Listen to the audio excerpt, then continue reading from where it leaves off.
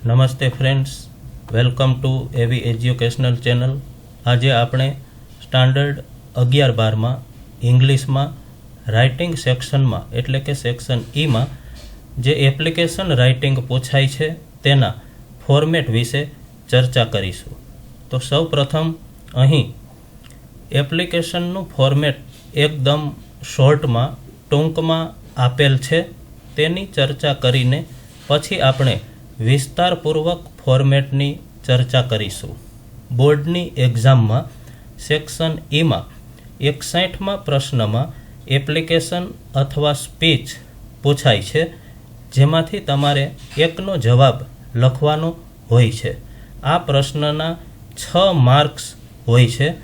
હવે અહીં આ ફોર્મેટને 10 ભાગમાં વહેંચવામાં આવ્યું છે, તો દરેક ભાગમાં તમારે શું લખવું તેની અહીં ટૂંકમાં માહિતી આપવામાં આવેલી છે અને પછી વિસ્તારપૂર્વક ફોર્મેટમાં તમને વિસ્તારથી માહિતી આપવામાં આવશે। સૌ પ્રથમ નંબર 1, જેમાં તમારે સેન્ડર્સ નેમ એન્ડ એડ્રેસ એટલે કે એપ્લિકેશન લખનારનું નામ અને તેનું સરનામું લખવાનું હોય છે। નંબર 2માં તમારે તારીખ લખવાની હોય છે। સામાન્ય રીતે જે દિવસે અંગ્રેજીનું પેપર હોય તે દિવસની તારીખ લખવી। તારીખ કઈ રીતે લખવી તેની ચર્ચા આપણે આગળના ફોર્મેટમાં કરશું। નંબર 3 નંબરમાં તમારે રેસિપિયન્ટ્સ ડેઝિગ્નેશન એન્ડ એડ્રેસ એટલે કે જેને એપ્લિકેશન મોકલવાની છે તેનો હોદ્દો અને તેનું સરનામું। નંબર 4માં આવશે સબ્જેક્ટ એટલે કે વિષય, એપ્લિકેશનનો વિષય। નંબર 5માં સેલ્યુટેશન સંબોધનમાં તમે રિસ્પેક્ટેડ સર અથવા રિસ્પેક્ટેડ મેડમ લખી શકો। ત્યાર પછી નંબર 6માં પેરેગ્રાફ ફોર બિગિનિંગ જેને આપણે પ્રસ્તાવના કહી શકીએ। તો વિસ્તારપૂર્વક ફોર્મેટમાં આ પેરેગ્રાફ ફોર બિગિનિંગમાં એક પેરેગ્રાફ આપેલો છે, જે પેરેગ્રાફ તમે કોઈ પણ એપ્લિકેશનમાં લખી શકો। 1 થી 6 ભાગ અહીં જે આપેલા છે તેના 2 માર્ક્સ છે, કારણ કે એપ્લિકેશનના માર્ક્સ 3 સ્ટેપમાં મૂકવામાં આવે છે। એમાં સૌ પ્રથમ આ પહેલું સ્ટેપ જેમાં આ 6 બાબતોનો સમાવેશ થાય છે અને તેના 2 માર્ક્સ હોય છે। ત્યાર પછી નંબર 7માં biodata, personal biodata, educational experience, references, આ બધી વિગતો તમારે અહીં દર્શાવવાની હોય છે। શૈક્ષણિક લાયકાતો, અનુભવ, સંદર્ભો આ બધું, અને તેના છે 3 માર્ક્સ। ત્યાર પછી નંબર 8 નંબરમાં આવશે ક્લોઝિંગ પેરેગ્રાફ, જેને આપણે ઉપસહાર કહી શકીએ। તો આ ક્લોઝિંગ પેરેગ્રાફ માટે પણ આગળના ફોર્મેટમાં એક પેરેગ્રાફ આપેલો છે, જે દરેક એપ્લિકેશનમાં તમે લખી શકો। 9 નંબરમાં આવશે કોમ્પ્લિમેન્ટરી ક્લોઝ, મીન્સ કે જ્યાં આપણે એપ્લિકેશનનું સમાપન કરવાનું છે, ત્યાં ફેઇથફુલી યોર્સ ફેઇથફુલી આવા શબ્દો મૂકી અને એપ્લિકેશન લખનારનું નામ લખવાનું હોય છે। ત્યાર પછી છેલ્લો ભાગ છે 10મો ભાગ, એનક્લોઝર્સનો અર્થ થાય છે ભીડાણ, એટલે કે એપ્લિકેશનની સાથે તમે કઈ વસ્તુઓ જોડેલી છે તેની વિગત અહીં દર્શાવવાની હોય છે। અને આ 8, 9 અને 10 આ 3 ભાગ જે છે એનો 1 માર્ક છે। એટલે આ રીતે કુલ 6 માર્કની એપ્લિકેશનમાં આ રીતે 3 ભાગમાં માર્ક્સ ડિવાઈડ કરવામાં આવે છે। 2 માર્ક્સ જેમાં 1 થી 6 ભાગ, 3 માર્ક્સ 7મો ભાગ, 1 માર્ક 8, 9 અને 10 એટલે કે આ 3 ભાગ। તો આ રીતે ટૂંકમાં એપ્લિકેશનનું ફોર્મેટ અહીં આપેલું છે, એનો અભ્યાસ કરીને તમે આ વિસ્તારપૂર્વક ફોર્મેટ જે આપેલું છે તેને સરળતાથી સમજી શકશો। જેમાં સૌ પ્રથમ જમણી બાજુ એપ્લિકેશન લખનારનું નામ અને તેનું સરનામું। હવે સામાન્ય રીતે બોર્ડના પેપરમાં તમને પ્રશ્ન પેપરમાં એપ્લિકેશન લખનારનું નામ, સરનામું અને જેને તમારે એપ્લિકેશન લખવાની છે તેનો હોદ્દો અને તેનું સરનામું ત્યાં આપેલા જ હોય છે અને તમારે બંને એડ્રેસમાં ત્યાં જે એડ્રેસ આપેલા છે તે જ લખવાના છે, તેમાં કોઈ ફેરફાર કરવાનો નથી. ધારો કે પ્રશ્ન પેપરમાં જો એપ્લિકેશન લખનારનું નામ ન આપ્યું હોય, માત્ર એડ્રેસ આપ્યું હોય, તો અહીં કોઈ નામ લખવાની જરૂર નથી, ફક્ત તમારે એડ્રેસ જ લખવાનું છે. હવે એડ્રેસમાં શેરી નંબર, રોડનું નામ, સોસાયટીનું નામ, ગામ કે શહેરનું નામ, આવું બધું આવશે. એપ્લિકેશન લખનારનું નામ મૂક્યા પછી કોમા કે ફૂલ સ્ટોપ કાંઈ નથી કરવાનું, પણ એડ્રેસમાં એક લાઇનમાં એક વિગત બતાવવાની છે.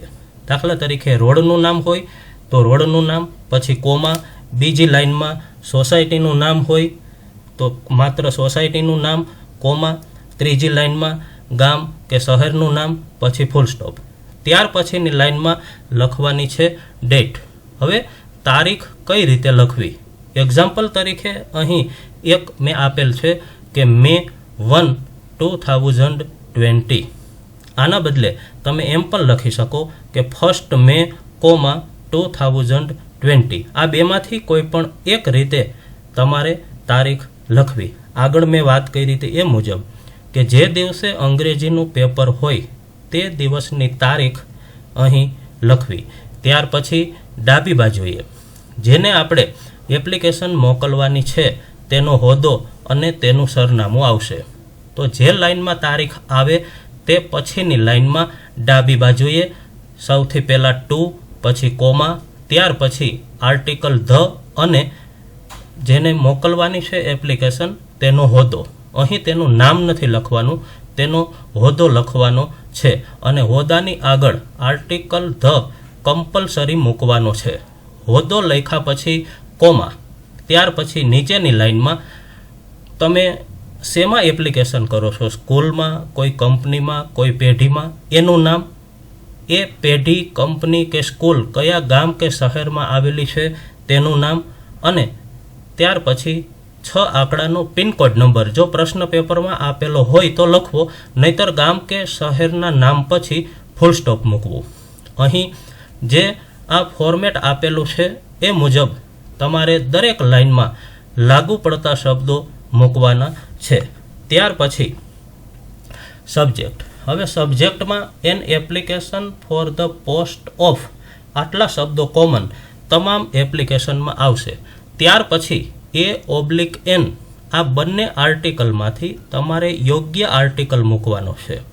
જે બ્લેન્ક આપેલી છે તેમાં તમે કઈ પોસ્ટ માટે એપ્લિકેશન લખો છો તેનું નામ આવશે અને એને અનુરૂપ A અથવા N બેમાંથી યોગ્ય આર્ટિકલ મૂકવાનો છે. દાખલા તરીકે તમે ઇંગ્લિશ ટીચરની એપ્લિકેશન લખો છો તો સબ્જેક્ટ આ રીતે લખી શકાય, N application for the post of N English teacher. માની લ્યો કે લાઇબ્રેરિયનની એપ્લિકેશન લખો છો તો અ લાઇબ્રેરિયન. આ રીતે યોગ્ય આર્ટિકલ મૂકી અને પછી પોસ્ટનું જગ્યાનું નામ લખવું. ત્યાર પછી સંબોધન. સંબોધનમાં રિસ્પેક્ટેડ સર અથવા રિસ્પેક્ટેડ મેડમ, આ બેમાંથી એક મૂકવું. ત્યાર પછી paragraph for beginning. Paragraph for બિગિનિંગમાં અહીં જે પેરેગ્રાફ આપેલો છે તે તમે કોઈ પણ એપ્લિકેશનમાં લખી શકો. With reference to your advertisement in today's newspaper, The Sandesh, I wish to apply for the said post. Means કે આજના સંદેશ ન્યૂઝપેપરમાં આવેલી તમારી જાહેરાતના સંદર્ભે હું ઉપરની પોસ્ટ માટે અરજી કરવા ઈચ્છું છું. આઈ ફીલ ધેટ, હું એવું માનું છું, મને એવું લાગે છે કે my education and experience are suitable for the said post. મારું શિક્ષણ એટલે કે મારી લાયકાત અને મારો અનુભવ ઉપરની પોસ્ટ માટે સ્યુટેબલ છે, યોગ્ય છે. Kindly consider my application regarding the following details. મહેરબાની કરીને નીચેની વિગતોના સંદર્ભે મારી એપ્લિકેશન ધ્યાને લેશો, મારી એપ્લિકેશન પર વિચાર કરશો. આ રીતનો પેરેગ્રાફ ફોર બિગિનિંગ તમારે લખવાનો હોય છે જે અહીં આપેલો છે. આમાં તમે ન્યૂઝપેપરના નામમાં તમારી રીતે ફેરફાર કરી શકો. ધ સંદેશના બદલે તમારે બીજું કોઈ ન્યૂઝપેપરનું નામ મૂકવું હોય તો તમે મૂકી શકો. હવે આ જે 6 આઇટમ થઈ ગઈ, એ 6 આઇટમના 2 માર્ક્સ છે. આટલું તમે લખો ત્યારે તમને 2 માંથી માર્ક્સ મળે. તમે કેવું લખ્યું છે તેના આધારે તમને માર્ક્સ મળે. એટલે કે આટલાના 2 માર્ક્સ છે. ત્યાર પછી હવે આવશે પર્સનલ, એટલે કે એપ્લિકેશન લખનારની વ્યક્તિગત માહિતી. આમાં ઘણા બધા પોઈન્ટ્સ તમારે લખવાના હોય છે. તેમાં સૌથી પહેલાં નેમ, એપ્લિકેશન લખનારનું નામ. ઉપર એપ્લિકેશન લખનારનું નામ સરનામું આપણે લખ્યું, ત્યાં જે નામ લખ્યું હોય તે જ નામ અહીં લખવાનું છે. જો ત્યાં કોઈ નામ ન હોય તો અહીં XYZ અથવા ABC લખવું. ત્યાર પછી એડ્રેસ. હવે એડ્રેસ આપણે આગળ એક વખત લખી નાખ્યું છે એટલે ફરીથી અહીં લખવાની જરૂર નથી. એના બદલે એઝ અબોવ આ 2 શબ્દો લખી નાખવા. ત્યાર પછી બર્થ ડેટ, જન્મ તારીખ. જન્મ તારીખમાં આપણે આગળ લખી તારીખ એ મુજબ જ તારીખ લખવાની છે. પહેલાં મહિનાનું નામ, પછી તારીખ, કોમા અને વર્ષ. હવે જન્મ તારીખ લખતી વખતે એક વાત એ ધ્યાનમાં રાખવાની છે કે એપ્લિકેશનમાં તમે જે લાયકાત બતાવેલી હોય એના વર્ષોની ગણતરી પ્લસ એક્સપિરિયન્સના વર્ષોની ગણતરી કરીને તમારે જન્મ તારીખ લખવાની છે. સામાન્ય રીતે વિદ્યાર્થી 17મા વર્ષે 12મું ધોરણ પાસ થાય છે, ગ્રેજ્યુએશન 20મા વર્ષે થાય, પોસ્ટ ગ્રેજ્યુએશન 22મા વર્ષે થાય. આ રીતે આ દરેક ડિગ્રી જે અલગ અલગ તમે લખો છો એ કેટલા વર્ષે મળે એના આધારે ગણતરી કરી એમાં અનુભવના વર્ષો ઉમેરી અને જન્મ તારીખ લખવાની હોય છે. દાખલા તરીકે તમે ઇંગ્લિશ ટીચરની એપ્લિકેશન લખો છો તો 12મું ધોરણ 17 વર્ષે, ગ્રેજ્યુએશન 3 વર્ષે એટલે 17 ને 3 20, પોસ્ટ ગ્રેજ્યુએશન 22મા વર્ષે 22 વર્ષ અને બીએડના 2 વર્ષ એટલે કે કુલ 24 વર્ષ. પ્લસ માની લ્યો કે તમે 2 વર્ષનો એક્સપિરિયન્સ બતાવ્યો છે તો 26 વર્ષ. તો ત્યારે એની ઉંમર 26 વર્ષની થાય એ રીતે તમારે જન્મ તારીખ લખવાની હોય છે. કોઈ પણ વર્ષમાં તમે જન્મ તારીખ લખતા હો ત્યારે આ મુજબ ગણતરી કરીને જન્મ તારીખ લખવી. ત્યાર પછી આવશે સેક્સ એટલે કે જાતિ. એપ્લિકેશન લખનાર પુરુષ છે કે સ્ત્રી? જો પુરુષ હોય તો મેલ લખવાનું છે, સ્ત્રી હોય તો ફિમેલ લખવાનું છે. ત્યાર પછી મેરિટલ સ્ટેટસ. આમાં તમે સિંગલ અથવા મેરિડ બેમાંથી કોઈ પણ એક લખી શકો. ત્યાર પછી હાઇટ, ઊંચાઈ. હવે અહીં ઉદાહરણ તરીકે મેં 5 ફૂટ અને 5 ઇંચ હાઇટ બતાવેલી છે. આમાં તમે તમારી રીતે ફેરફાર કરી શકો. વેઇટ, વજન. અહીં મેં 65 kg એટલે કે 65 કિલો વજન બતાવેલું છે. આમાં પણ તમે તમારી રીતે ફેરફાર કરી શકો. ત્યાર પછી પર્સનાલિટી. પર્સનાલિટીમાં અહીં 3 શબ્દો આપેલા છે. આ 3માંથી કોઈ પણ એક શબ્દ તમારે લખવાનો. Dynamic, extraordinary, extrovert. ડાયનેમિકનો અર્થ થાય છે ક્રિયાશીલ, સબળ, જોમવાળું. એક્સ્ટ્રા ઓર્ડિનરીનો અર્થ થાય છે અસાધારણ, અસામાન્ય, વિશેષ.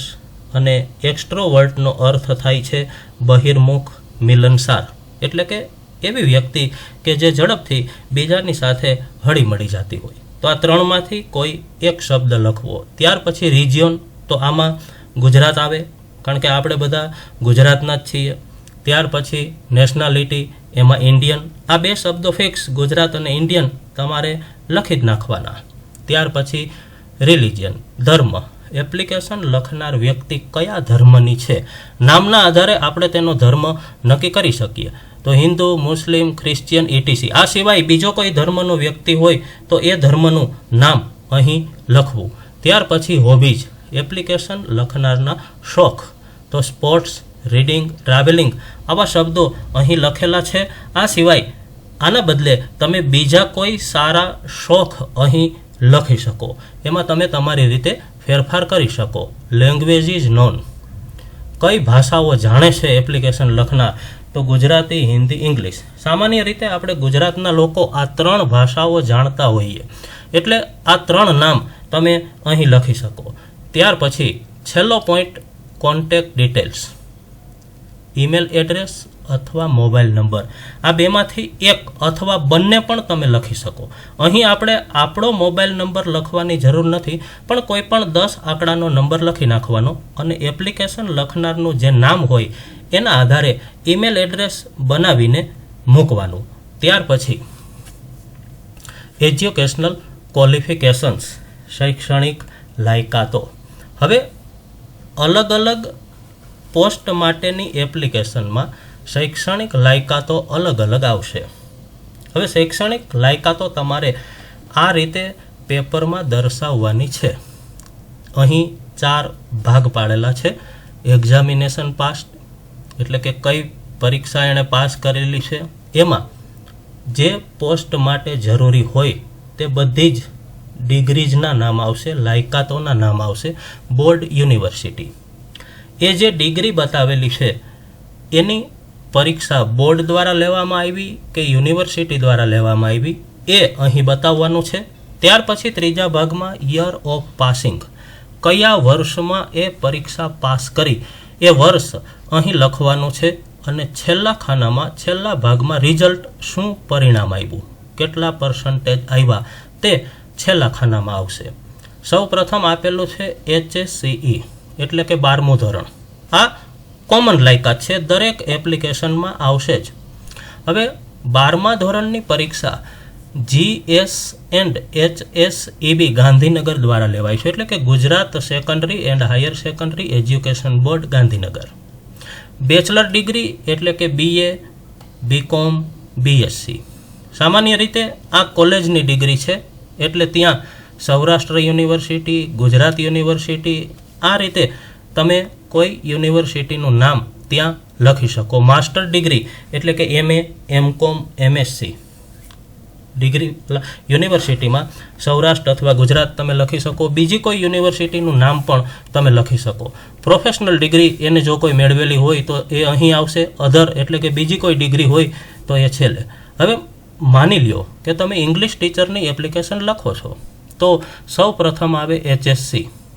બોર્ડનું નામ અહીં જે આપેલું છે તે જ, પાસ કર્યાનું વર્ષ, આપણે જે જન્મ તારીખ લખીએ છીએ તે મુજબ અહીં યોગ્ય વર્ષ મૂકવાનું અને રિઝલ્ટમાં 75%, 80%, 85% તમે તમારી રીતે લખી શકો. બેચલર ડિગ્રીમાં આવશે BA, યુનિવર્સિટીમાં સૌરાષ્ટ્ર, ગુજરાત તમારે જે લખવું હોય તે. માસ્ટર ડિગ્રીમાં આવશે MA, પ્રોફેશનલ ડિગ્રીમાં આવશે B.Ed. માની લ્યો કે મેથ્સ ટીચર માટે તમે એપ્લિકેશન લખો છો તો બેચલર ડિગ્રીમાં આવશે BSc, માસ્ટર ડિગ્રીમાં MSc, પ્રોફેશનલ ડિગ્રીમાં B.Ed. બધા માટે સેમ છે. આ સિવાય અધર, તો વર્તમાન સમયમાં શિક્ષક થવા માટે ટાટની પરીક્ષા પાસ કરવી ફરજિયાત છે. તો અહીંયા તમે અધરમાં લખી શકો TAT. એ પરીક્ષા સ્ટેટ એક્ઝામિનેશન બોર્ડ દ્વારા, એટલે કે રાજ્ય પરીક્ષા બોર્ડ દ્વારા લેવાય છે. એનું નામ અહીં લખવાનું, કયા વર્ષમાં પાસ કરી, રિઝલ્ટ. તો આ રીતે દરેક એપ્લિકેશન માટે અલગ અલગ જે લાયકાતો હોય, અલગ અલગ ડિગ્રીઝ હોય છે, તે તમારે અહીં તમે જે પોસ્ટ માટેની એપ્લિકેશન લખતા હો તેને લાગુ પડતી લાયકાતો અહીં લખવી. ત્યાર પછીનો પોઈન્ટ છે એક્સપિરિયન્સ. એક્સપિરિયન્સમાં અહીં એક 4 બ્લેન્ક્સ વાળું, 4 ખાલી જગ્યાઓ વાળું વાક્ય આપેલું છે. આ તમે દરેક એપ્લિકેશનમાં લખી શકો. હવે જે 4 ખાલી જગ્યાઓ આપેલી છે તો કઈ ખાલી જગ્યામાં શું મૂકવું? તો સૌ પ્રથમ પહેલી ખાલી જગ્યામાં તમે જે પોસ્ટ માટે એપ્લિકેશન કરો છો તે પોસ્ટનું નામ અને એની આગળ યોગ્ય આર્ટિકલ A અથવા N, બેમાંથી એક. ત્યાર પછી બીજી ખાલી જગ્યામાં તમે કઈ સંસ્થામાં અનુભવ બતાવો છો, સ્કૂલમાં, કંપનીમાં, પેઢીમાં, તેનું નામ આવશે. ત્રીજી ખાલી જગ્યામાં એ સંસ્થા મીન્સ કે સ્કૂલ, કંપની કે પેઢી કયા ગામ કે શહેરમાં આવેલી છે, એ ગામ કે શહેરનું નામ ત્રીજી ખાલી જગ્યામાં. અને ચોથી ખાલી જગ્યામાં વર્ષ કે કેટલા વર્ષનો અનુભવ છે, તમે કેટલા વર્ષથી ત્યાં કામ કરો છો. ઓછામાં ઓછા 2 વર્ષ તો લખવા જ, 2 થી વધારે તમે લખી શકો કે ભાઈ 3 વર્ષ. હવે ધારો કે તમે ઇંગ્લિશ ટીચરની એપ્લિકેશન કરો છો, અનુભવ તમે બતાવો છો રાજકોટની કોઈ સ્કૂલનો, તો આ વાક્ય આ રીતે લખી શકાય કે I have been working as an English teacher in Krishna school situated at Rajkot for 2 years. 2ના બદલે તમે 3 પણ મૂકી શકો કે ફોર 3 years. આ રીતે તમારે એક્સપિરિયન્સ લખવાનો છે. એક્સપિરિયન્સ લખવો કમ્પલસરી છે. ત્યાર પછી એક્સપેક્ટેડ સેલરી, અપેક્ષિત પગાર. તો એના માટે એજ પર રૂલ્સ એટલે કે નિયમો મુજબ, એનો અર્થ એવો થાય છે એ શબ્દો ત્યાં લખી નાખવાના દરેક એપ્લિકેશનમાં. ત્યાર પછી રેફરન્સીસ, સંદર્ભો. હવે રેફરન્સીસમાં તમારે કોઈ પણ 2 વ્યક્તિના નામ, એના હોદ્દા અને એના સરનામા લખવાના હોય છે. તો હવે રેફરન્સમાં આપણે કોનો રેફરન્સ આપવો? તો હંમેશા પહેલો રેફરન્સ તમે જે સંસ્થામાં તમારો અનુભવ બતાવો છો તે સંસ્થાના વડાનો આપવો, અને બીજો રેફરન્સ તમે જે સ્કૂલમાં ભણ્યા હો તે સ્કૂલના પ્રિન્સિપાલનો આપવો. હવે રેફરન્સમાં જે લખવાનું છે એ મુજબ સૌ પ્રથમ નેમ એટલે કે તેનું નામ. હવે નામ ટૂંકમાં તમે કોઈ પણ લખી શકો કે મિસ્ટર કે પટેલ, મિસ્ટર વી કે શાહ. આ રીતે તમે કોઈ પણ નામ ત્યાં લખી શકો. પછી ડેઝિગ્નેશન, તેનો હોદ્દો, દાખલા તરીકે ધ પ્રિન્સિપાલ. હવે જ્યારે તમે હોદ્દો લખો ત્યારે તેની આગળ આર્ટિકલ ધ મૂકવાનો છે. ત્યાર પછી name of the school company firm, જે લાગુ પડતું હોય તેનું નામ અહીં આવશે. એ સ્કૂલ કંપની ફર્મ કયા ગામ કે શહેરમાં આવેલી છે એ અહીં નેમ ઓફ ધ સિટી વિલેજમાં લખવાનું છે. અને છેલ્લે એના મોબાઈલ નંબર. હવે મોબાઈલ નંબરમાં કોઈ પણ 10 આંકડાનો મોબાઈલ નંબર અહીં તમારે લખવાનો છે. આ રીતે બંને રેફરન્સમાં નામ, હોદ્દો, સ્કૂલ કંપની પેઢીનું નામ, સિટી વિલેજનું નામ અને મોબાઈલ નંબર, આટલી વિગત તમારે આ બંને રેફરન્સીસમાં લખવાની છે. ત્યાર પછી concluding paragraph. If I am selected I will try to satisfy you and all with my hard work and good conduct, thanking you. આનો અર્થ એવો થાય છે કે જો મારી પસંદગી કરવામાં આવશે તો હું મારી સખત મહેનત અને સારા વર્તન દ્વારા તમને અને બધાને સંતોષ આપવાનો પ્રયત્ન કરીશ. બસ આટલું જ અહીં તમારે લખવાનું છે. આ પેરેગ્રાફ તમે દરેક એપ્લિકેશનમાં લખી શકશો. ત્યાર પછી આભાર માનતો શબ્દ થેન્કિંગ યુ અથવા થેન્ક યુ. એક ખાસ વાત એ કે અહીં તમે જે થેન્કિંગ યુ અથવા તો થેન્ક યુ લખો તેના પછી ફૂલ સ્ટોપ નથી મૂકવાનું, કોમા મૂકવાનું છે. ત્યાર પછી કોમ્પ્લિમેન્ટરી ક્લોઝમાં યોર્સ ફેથફુલી, કોમા. આના બદલે તમે ફેથફુલી યોર્સ એમ પણ લખી શકો. અને નીચેની લાઇનમાં એપ્લિકેશન લખનારનું નામ, જે આપણે ઉપર લખ્યું હોય તે. જો ત્યાં નામ ન લખ્યું હોય તો અહીં XYZ અથવા ABC મૂકવું. છેલ્લો પોઈન્ટ એનક્લોઝર્સ. એમાં ટ્રુ કોપીઝ ઓફ રિક્વાયર્ડ માર્કશીટ્સ અને true copies of required certificates. એટલે કે તમે જે ડિગ્રીઝ બતાવેલી છે એની વિગત તમારે અહીં બતાવવાની છે. દાખલા તરીકે ઇંગ્લિશ ટીચરની એપ્લિકેશન છે તો અહીં નંબર 1માં તમે આ રીતે લખી શકો, true copies of marksheets of HSC, BA, MA, B.Ed. Number 2 experience certificate. Number 3 character certificate. કારણ કે આપણે અનુભવ ફરજિયાત લખવાનો જ છે તો તેનું પ્રમાણપત્ર આની સાથે જોડવું પડે. એટલે એક્સપિરિયન્સ સર્ટિફિકેટ અને કેરેક્ટર સર્ટિફિકેટ, આ 2 સર્ટિફિકેટ તમામ એપ્લિકેશનમાં તમારે દર્શાવવાના જ છે. આ સિવાય તમે જે લાયકાત બતાવેલી હોય એ લાયકાતની માર્કશીટની એક ટ્રુ કોપી તમારે જોડવાની હોય છે. એટલે એની વિગત આ એનક્લોઝર્સમાં બતાવવી પડે.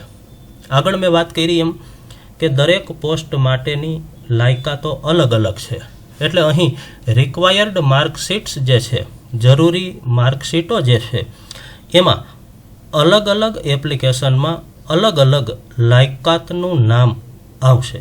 તો આ રીતે આ ફોર્મેટ યાદ રાખીને જો તમે પરીક્ષામાં એપ્લિકેશન આ ફોર્મેટ મુજબ લખશો તો તમે ચોક્કસ વધુમાં વધુ ગુણ મેળવી શકશો એવી હું તમને ખાતરી આપું છું. Thank you very much.